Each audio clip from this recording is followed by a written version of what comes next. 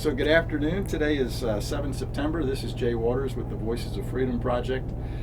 Today is 7 September. We're out in Oaksville, Virginia, 2019 open house, and it's my pleasure today to interview Miss Valerie Dean. If you would, though, Valerie, I just gave your name, but give us your full name and where you were born. It's Valerie C. Dean, and I was born in Bernalillo County out of New Mexico. New Mexico, okay. And what year were you born? 1977. And what war or wars did you participate in? OIF 3. OIF 3, so that's Operation Enduring Iraqi Freedom. Iraqi Freedom. Excuse me, number 3. What years was that rotation? 2004, 2005. And did any members of your family previously, brothers, sisters, parents, serve in the military? None. I'm the first. Okay, you're the first. Well, so Yeah. Normally we don't ask that question, but what was it like for your family to see you as the first of the family, the first generation to go into the military? I think it was more scary for any of them than anything. Yeah. I know my mom had a hard time with it. Growing up, my dad always said, none of my kids are ever going to serve in the military. Well, there you go. But I'm sure they supported you as you got going. Yeah. So, okay. And so we're going to jump backwards for a second. What do you remember and where were you on September 11th, 2001? I was in La Grande, Oregon, with my husband. We had just woken up and we were getting ready for the day, so I think we'd both gotten out of the shower and had coffee and were in the bedroom getting dressed. And then the news came on and the TV was loud enough that we heard what was going on. Right. Now, I wasn't in when it happened. That's probably the second main reason why I joined. Okay. My husband was a second lieutenant that morning. Okay, with the Army as well. Mm-hmm. I think I met him outside, but it's okay. So Yeah. he was in. And what was your guys' reaction when you started hearing the news of what was going on? Just sadness. It was quiet. We didn't talk much. We both went to work, and from there, I started getting all the questions from everybody that knew us. Oh my God, is Brian gonna go? And of course, you don't know anything at that point, so it's kind of strange to see the civilian reactions of something that happens. Like they don't know what to think or. Well, you were within a military family now, so you kind of had a bigger understanding. Correct. Okay. Yeah. Well, and you kind of answered part of this, but let's just elaborate a little bit. So the events, why exactly did you join, and when did you join? So I joined. I have it tattooed on my. Oh, hold it up to the camera too, if you don't mind. Okay, Go. so just describe. I think I know what that is, but why don't you just describe that for us? It's 2001, May 10th. Okay. So, what was your question again? Well, so what inspired a little bit more on the story of your joining and. And so actually, it's kind of a silly one. My grandma. It was during Operation Desert Storm. I think one of the first times we went over. My mom wouldn't let us watch any of the news, anything that was going on. However, my grandma would always allow me and my brother to stay up and watch the news if we were interested in seeing what was going on. Sure. And so it really started from there. I just remember watching the news, the MVGs. I think at the time Geraldo Rivera was there at the time. So watching all that, and I always thought I told my grandma, even before she passed away, said I'm going to do that someday. And so in the back of my mind throughout growing up, I don't even remember how old I was during that time. It was just always something that kind of was there. And then when I got together with my now husband, he was in the Guard, and so that made it just a lot easier. Sure. Where he wasn't, he helped me get into it, and and get recruited. And Okay. Well, so when did you actually join, and what did you join? so it was in the Army. Right. And yeah, it was, when I decided I wanted to try it out, I went to a drill weekend with him because we're National Guard soldiers. Okay. We're active duty now, but we started off as National Guard soldiers. He was a scout platoon leader in Pendleton, Oregon. Okay. And he dropped me off, or he gave me to the scouts that one day. There you go. We cleaned weapons, and I thought that was just the coolest thing ever. It wasn't. Yeah. They must have been looking for you. Saying, oh, here comes Valerie. Let's get her to clean the weapons. Yep. And so we just, did drill weekend things, but I hung out with the guys, and then after, we went out for drinks after, and that was a whole another level of fun. And after that weekend, I was like, yep, this is what I want to do. And so was that 2001 that you joined? Yeah, it was 2001 that I joined. That happened in, I think, February or March. Okay, yeah. And you're still in. So you're still in now. Mm-hmm. Okay. All right. Well, so let's backtrack, and that's a good story about joining, and I like the tattoo. So where did you go for your initial training? That was South Carolina. Okay. Maybe Fort Jackson. Oh, yeah, Fort Jackson. Okay. So you were at Fort Jackson. Mm-hmm. And this was now with the Oregon National Guard? Yes. Okay, Fort Jackson. And what MOS or specialty had you signed up for? So I started off as a fueler. Okay. Later on, I moved to be a 45 Bravo, which at the time was, I worked on weapons. Yeah, small arms repair and stuff. Correct. Yeah, that's what I did when we deployed to Iraq. Okay. And then after I came back, I became a 42 Alpha, so admin. Okay. I was a personnel guy. But I did in 2014, I believe 14 or 15, when they started allowing female soldiers to become part of the infantry. I was one of the two first National Guard females that tried out for the MOS. Okay. I couldn't throw a hand grenade, so they sent me home. Oh. But I lasted for about it was a little over a week. Okay. Navigation, Yeah. navigating wasn't a problem. I threw like a girl. Was it a question of throwing at a certain distance? Yes. So you could throw it, but not the distance that they were requiring. Okay, well, Yeah. good for you for trying, and Yep. you got through a week. Yeah. Probably a bunch of guys didn't last the full week either. No, and they didn't. And there was guys, even when we first got there, that didn't last, even the first 3 days. Yeah, well, But, yeah, well, good for you. Good for Thank you. Well, and so in addition to the training at Fort Jackson in South Carolina, did you get any other specialized military training? I'm not sure I understand the question. Did you get it besides, so you went to basic training at Fort Jackson, and then did you do any other training? Oh, yeah, AIT. Okay, where'd you do right that? Afterwards. Where did you go for that? That's a good question, and if I didn't have TBI, I would be Okay. able to answer Okay. it. Okay.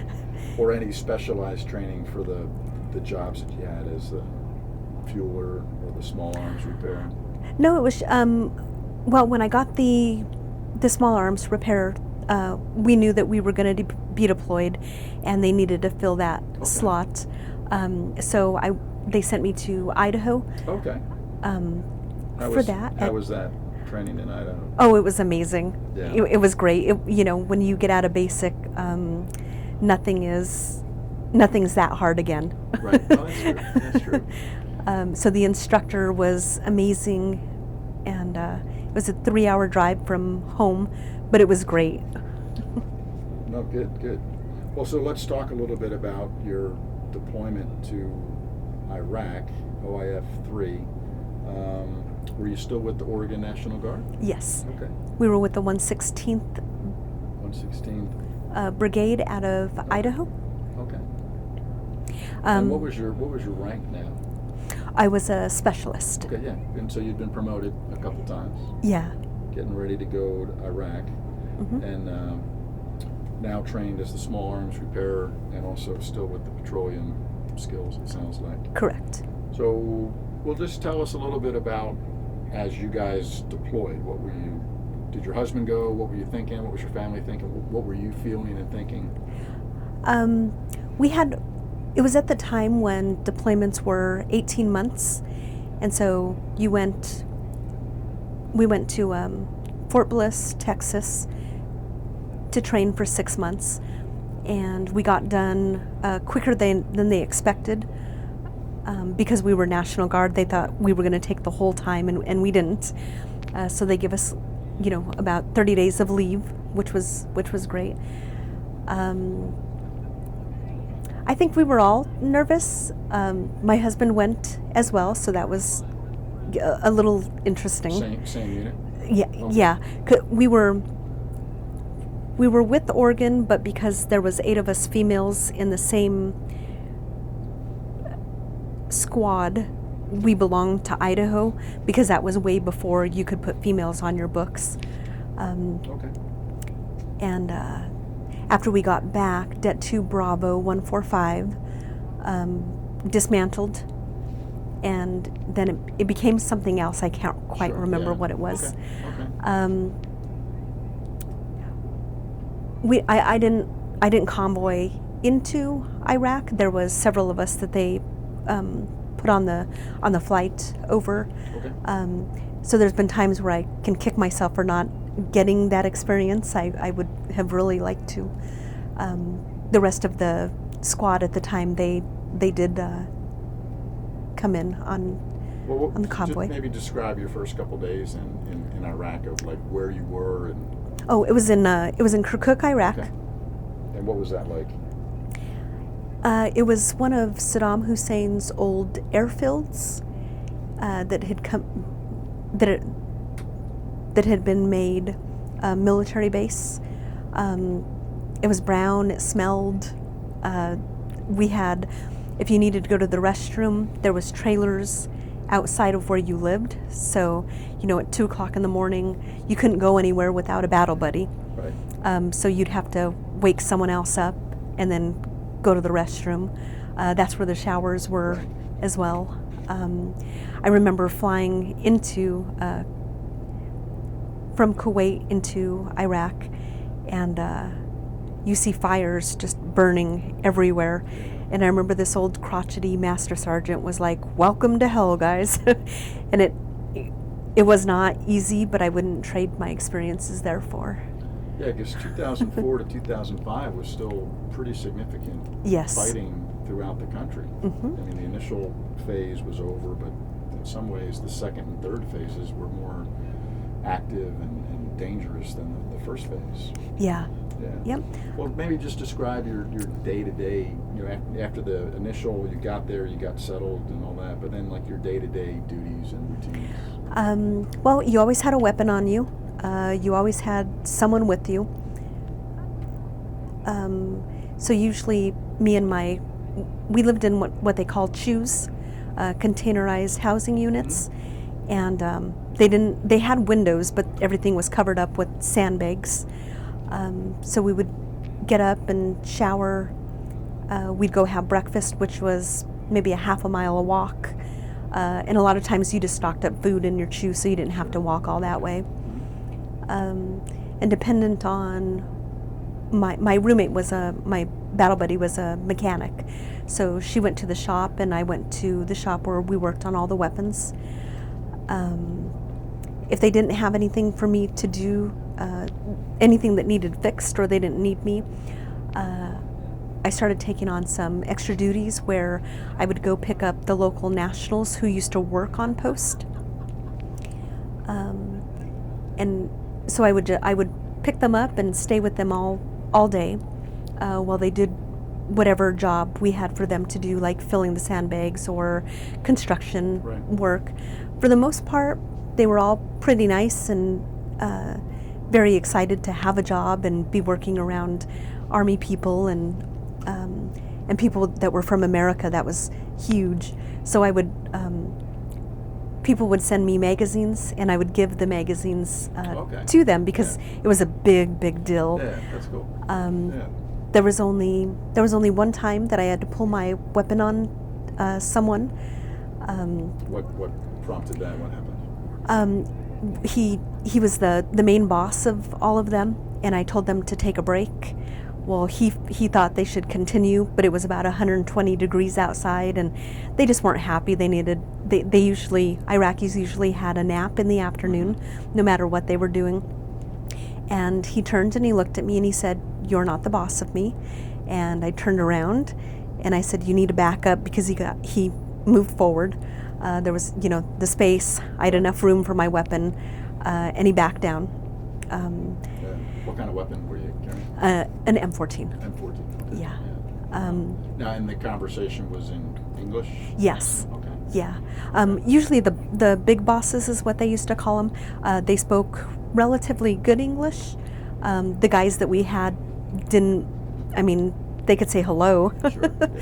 Yeah. On Fridays, whenever I would have the guys that I brought on, I would put together a box of socks and things for their wives, feminine care items. Okay. And it was really sad because a lot of the guys didn't know what a feminine care item was. Yeah. So I had one gentleman who would take the filling off of the panty liners and stick them on his face because it was hot. Ooh, that's a visual I don't really need. Right.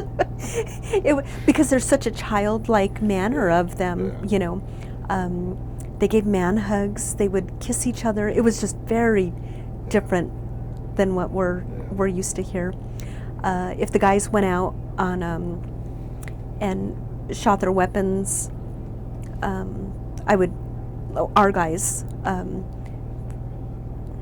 how do I explain that? Then I would get to go out with them so I could fix whatever was going on. Oh, on the spot? On the spot, Yeah. Cool. yeah. So you were out beyond the wire, so to speak? Correct. Quite a bit, it sounds like. Yeah, whenever they did weapons training. Okay. So we still had to keep up on our skills. Absolutely. Well, I'm interested still, just one other question, the local nationals. That sounds really fascinating. Any, really, you kind of had a negative experience with the big boss, but any really positive interactions that stand out besides what you mentioned already? I think probably, actually I have two. Sure. Two stories. I celebrated one of my birthdays there. I think it was my 24th birthday maybe. And I told them about my birthday, and they just thought that celebrating your birthday was really great. So the next day they brought in a box of stuff for me, like the old Iraqi perfume and some other little soaps. Although they weren't accustomed to soaps, these ones smelled really bad. And I've kept all of these that they gave me. They didn't have wrapping paper, but what they did is, so they just scrunched it in newspaper, Iraqi newspaper, Sure. Which I still have, so those are That's cool. pretty fun. Maybe some of their wives were saying, hey, we need to take care of the American soldiers. Yes. That's a neat story. And you said there might be one other story too? What was the other story? From the positive. Oh, yes, so they didn't have cameras, but they loved being in pictures. So one day, their escort in the nighttime who I had to turn them over, the contractor, I asked him if it was possible if I could give them cameras to send with them so they could take pictures and then bring them back. And he said he didn't think it could work, but he would find a way to get me the film. And so a couple of days later, I got the film back. Sadly enough, that ended up in one of my black boxes. And so to this day, I've never developed it, and I still have them. They've never been opened, so I don't think they would be bad exposure. But all of that is still waiting to be, when you take the film and get it developed somewhere. Right, yeah. So that'll be really interesting to see what they put on there. Well, you should do that someday. Yes. Yeah. Okay. Well, a little bit of a tougher question maybe. So as you went out, did you have any direct combat operations, things that happened to you or you experienced? So I personally didn't. However, we were mortared pretty much daily, on a daily basis. Okay. Well, that's I guess direct and indirect combat for sure. Yes. Just describe that, like the sound, and then what were your reactions, and what did you have to do, the battle drill, so to speak? So you always heard a whistle before something happened, and there was one time it hit one of our chews. Nobody was in it, thankfully, but things like that happened all the time. When something like that happened, we had to get to the closest shelter. Yeah, and it was literally just a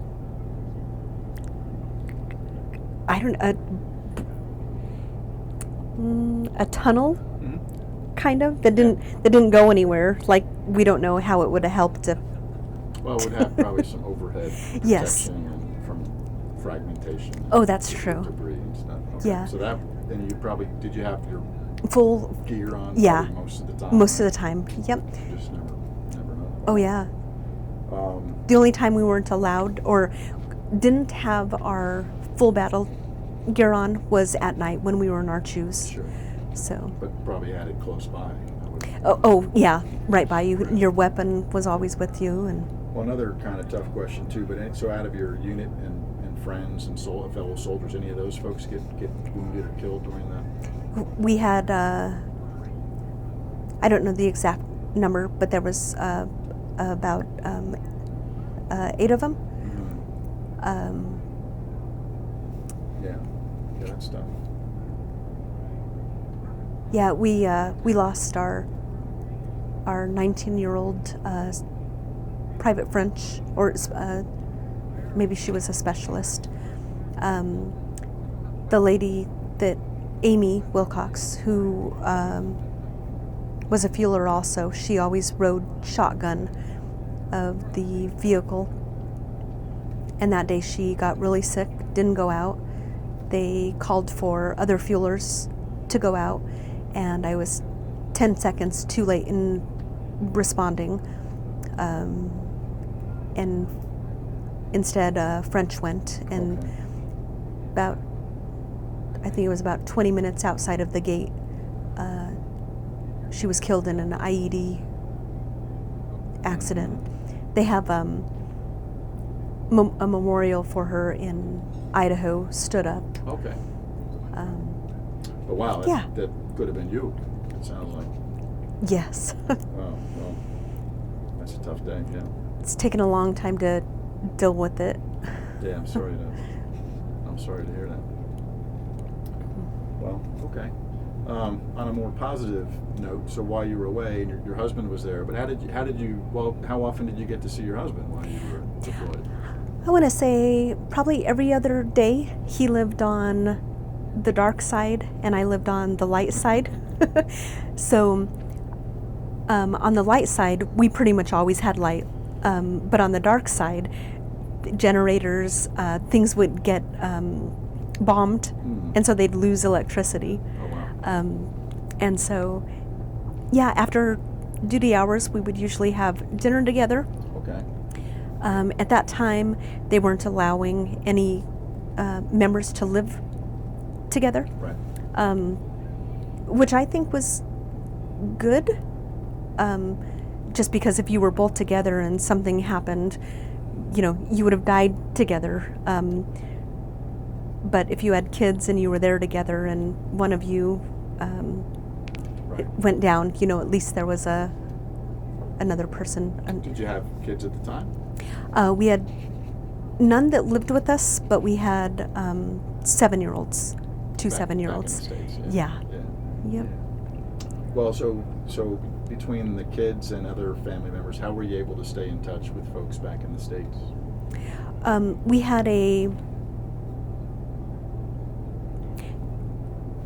was called, I want to say it was called an internet cafe, and we'd be able to walk there in the evenings, and you'd sign up, and you would wait, but they had they had phones, they had computers, so you could send emails.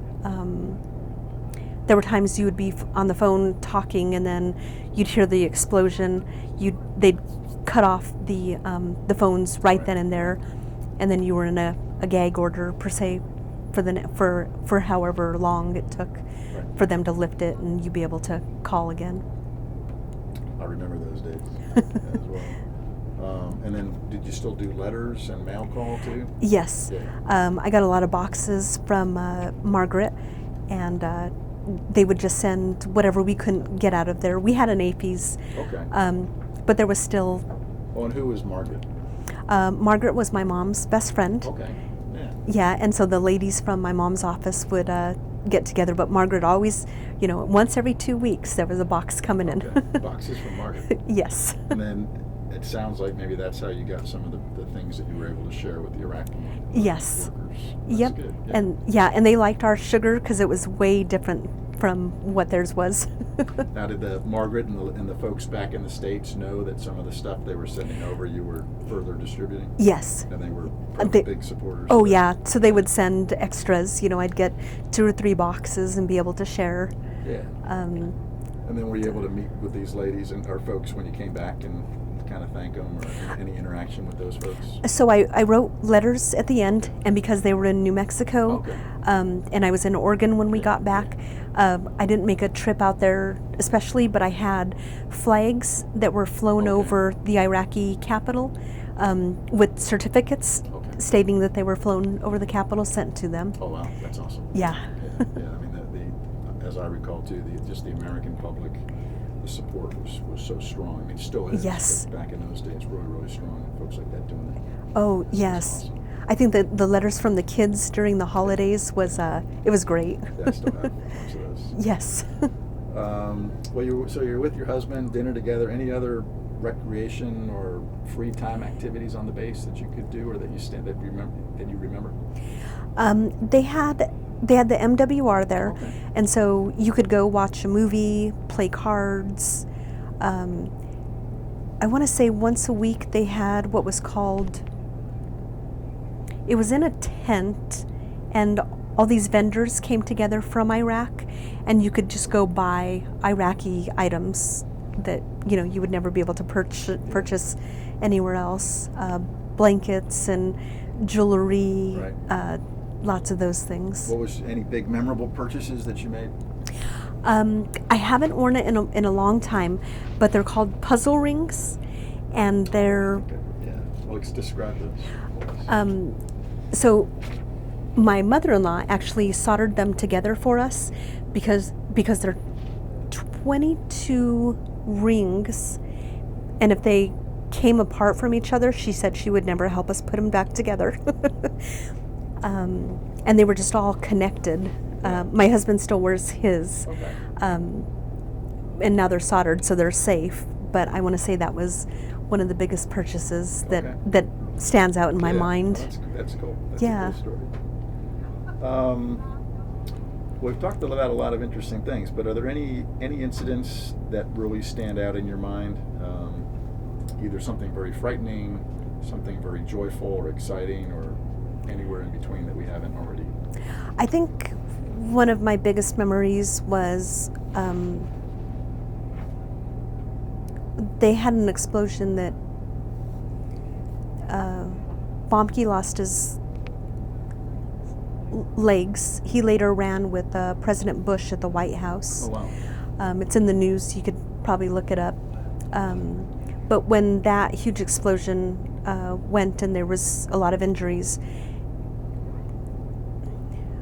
I hate to use the word interesting, but it was interesting.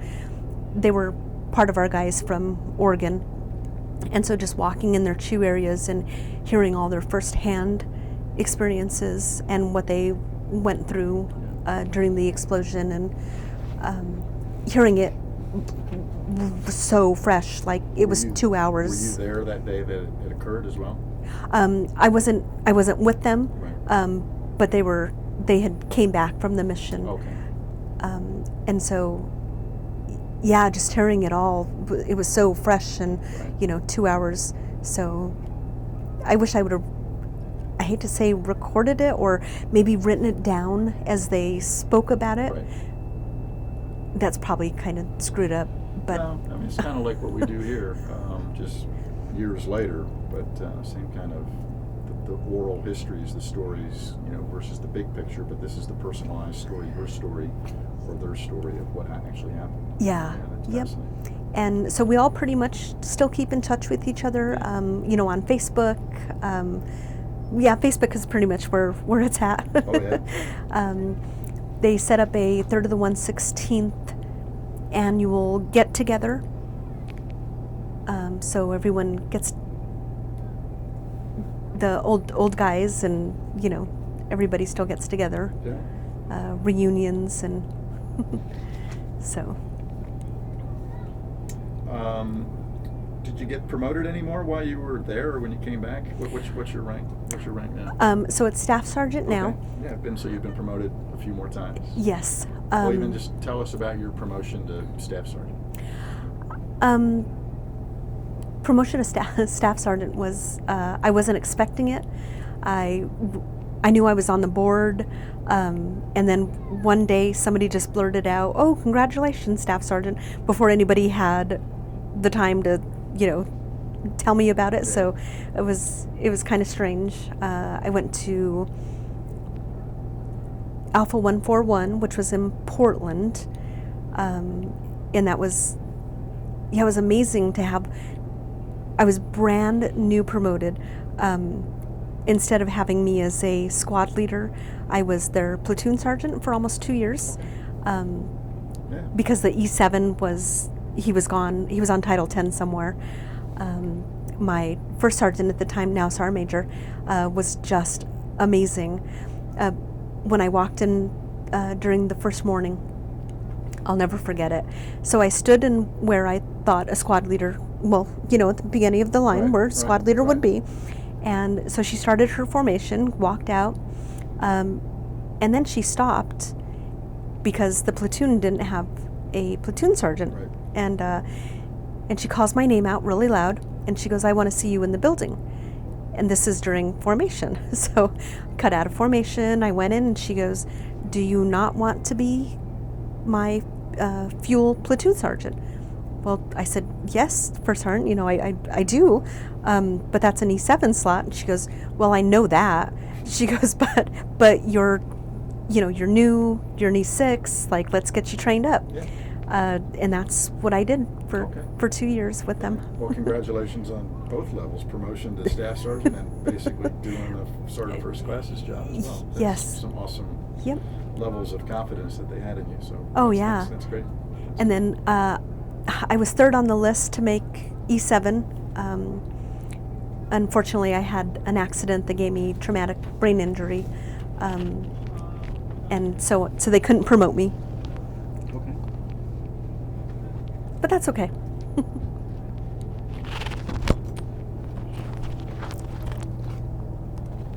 never hooked my this is gonna be bad. Oh no. You can always call me if you need to do it again. Well, we can definitely hear you. Hopefully they can hear me. I apologize.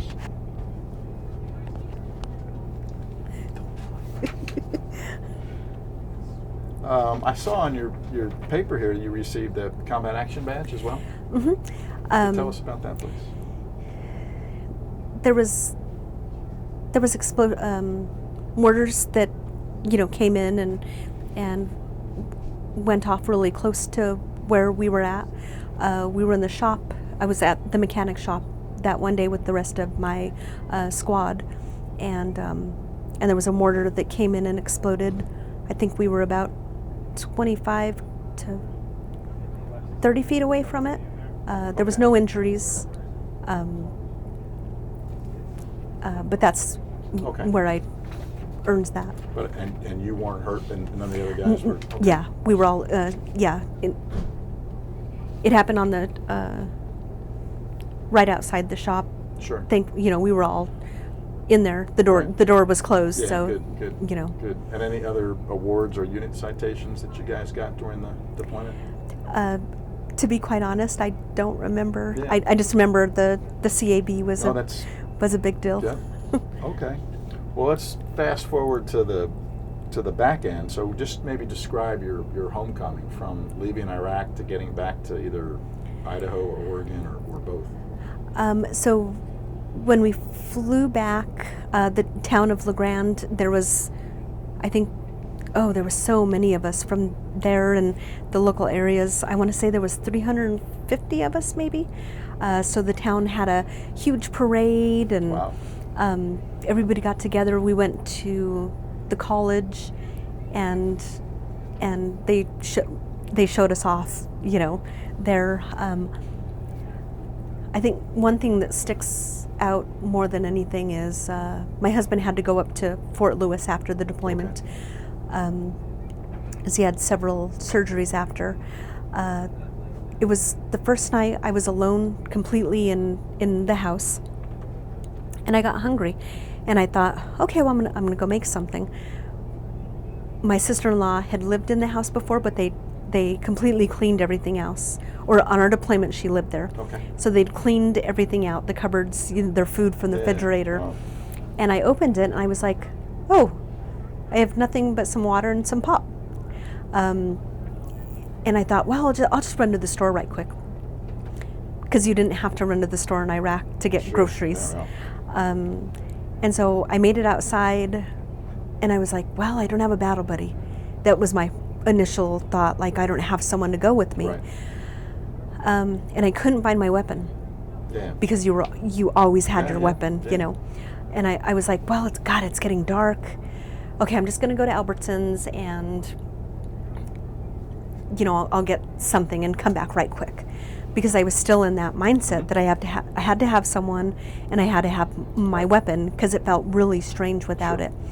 So I made it to Albertsons, and when I got there, the sun was already going down. I knew that if I went into the grocery store and I came back, it was going to be dark, and I was screwed.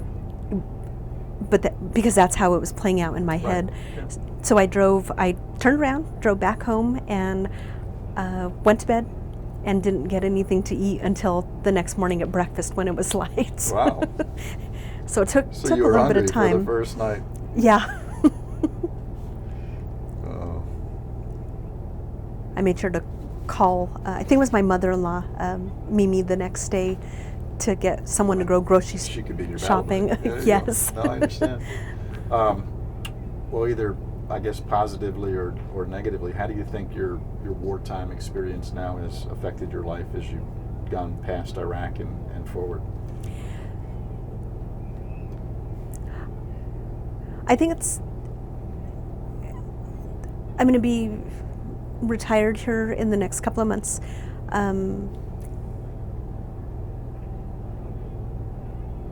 So it's going to be just so strange, because I've been in for so long. I was 23 maybe when I joined. Yeah. Maybe a little bit older, I can't remember.